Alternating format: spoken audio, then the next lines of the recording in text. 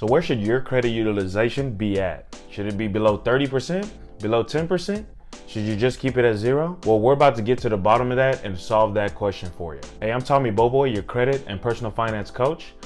If this is your first time on my channel, I'd like to say welcome. I'm typically posting videos about how to improve your credit and how to achieve your financial goals. So if that's something that you're interested in, be sure to hit the subscribe button down below. That way you don't miss any more of my other uploads. Now, I know whenever I was learning a lot about credit, I would always hear contradicting information about this specific topic, right? Learning about your credit utilization and where you should be keeping it. You know, there's some people who will tell you, oh, stay below 30%. That's all you have to do and you'll have a good credit score. Some people tell you that you need to keep it at least below 10%. Some people tell you that you should have it at zero, right? I've even heard some people say just have it less than 50%. So there's all this information out there that doesn't really make it clear what you should really be achieving and what you should set your sights on when it comes to this specific portion of your score. And that's really the tough part, because this impacts so much of your score that it's something that you want to make sure you know exactly what you should be doing. Now, the benefits of you having a low credit utilization score is that this impacts 30% of your score. So you want to make sure that this is an area that you're really focusing on, because this can potentially give you or cause you to lose up to 165 points off of your score. So that you, just by hearing that number, you know that's a large amount that could potentially put you into even the 700 club or higher, or it can easily knock you out and put you at a score where you're not even able to get into a house or even get a good loan on a car, things like that. So in your mind, you're probably still wondering, what should you do? Like, where should you try to keep your credit utilization at? I think that you should be doing a hybrid of those options that I just gave you earlier. Now, you ultimately want your score to be at a 0% credit utilization for a simple reason, right? If this accounts for 30% of your score or 165 points, you want to try to get as many of those points as possible. And the lower your credit utilization is, the more of those points you're going to get. There's probably been times whenever maybe your credit card, whenever you first got your credit card, you had a credit balance of zero, right? And you would see that your score, especially if that was your first credit card, you would have saw that your score would have jumped up.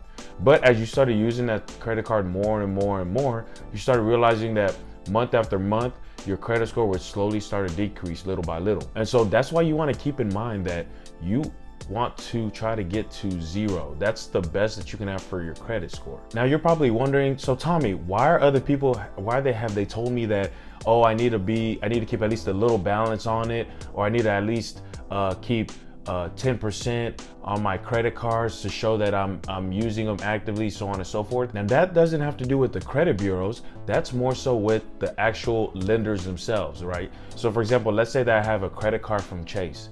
Now Chase is looking at me, and let's say that they gave me $1,000 worth of credit card, a credit card with $1,000 limit, right? They're gonna look at me to see what I'm doing with that card. If they see that they extended $1,000 worth of credit to me and I'm not ever using it, then it doesn't make sense for them to just leave it open if I'm not planning on using it at all, and they don't see that I'm having constant activity on it. Now, for some, I've heard some people say, well, I mean, it really shouldn't matter, right? They've extended it to me, they never know when I'm gonna use it. But it's been statistically proven that if you ever get in a financial bind, the first thing you're gonna do is you're trying to pay things off with your actual bank account, right? With your savings. But as soon as you tap out your savings, you're gonna start using your credit cards to pay for all your expenses, right? And that's a situation that banks try to avoid. They don't want it to be a situation where you're in financial difficulty and you're using your credit card to pay expenses, but there really isn't any way for you to be able to repay all the expenses that you are putting on the card. So what's the best way for you to solve that problem? Well, what you can do is you want to find a way to keep the credit utilization at zero, but still make payments from time to time with that card. I'd say small payments, where you are showing the banks that you actually have activity on that card, as opposed to the card just completely being dormant. So typically what you want to do is, for example, maybe you always put gas once a week, right? At the beginning of the week, you're typically putting gas. What you want to do is once a month, use that credit card that you have that you keep in your drawer. You take that credit card out, you just swipe for gas, and then you want to try to pay it off immediately. That way you're not getting hit with interest if you carry it over into the next statement, and it's going to keep your credit utilization at zero as well. but the banks are going to be satisfied because they're going to see that you're using that card, right? So they're seeing that there's activity and there's no reason for them to close the card down, right? So that's typically what I was doing whenever it came to actually using a credit card just to keep it active. For example, I have a card where I was doing that, using it probably about, if I had to say, maybe I was using it every couple of months, so every 3 to 4 months.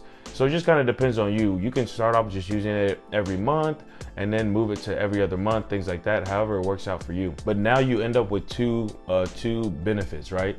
You're able to get that 0% credit utilization, and you don't have to worry about the banks closing out the card. And so it ends up being a win-win for you. So just by doing that, you'll not only have a 0% credit utilization, but you're also not gonna have to worry about those cards getting closed. So it's a game changer by you just following that simple technique that I just showed you. Now, that's all for this video, guys. Thank you for watching it all the way through. Be sure to download my Credit Quick Boost guide in the description below. It's gonna basically teach you how to go about improving your credit quickly within 30 days by just following a few simple techniques. Also, if you're serious about improving your credit, I'd recommend you join our credit Facebook group that we have going on. It's a great community where we're able to go deeper into what your specific problems are. So for example, maybe you have more questions about fixing the issues with credit cards. Maybe you have a specific issue with credit cards that I wasn't able to touch on in this video, or maybe you have collection accounts that you're dealing with, or you're getting letters from debt collectors. We're able to go a lot more in depth in the group, and you're also able to leverage the community around you that might have already had experience with that specific problem, and we're able to give you exact step-by-step advice of what we would do in that situation. So be sure that you click the link below for that group as well. Now, if this video gave you guys any value at all, be sure to like this video and subscribe to my channel. That way YouTube knows that this is content that they should show to other people as well, and we can help as many people as possible be able to fix their credit and improve their credit score. Again, thank you guys, and I'll see you at the next one.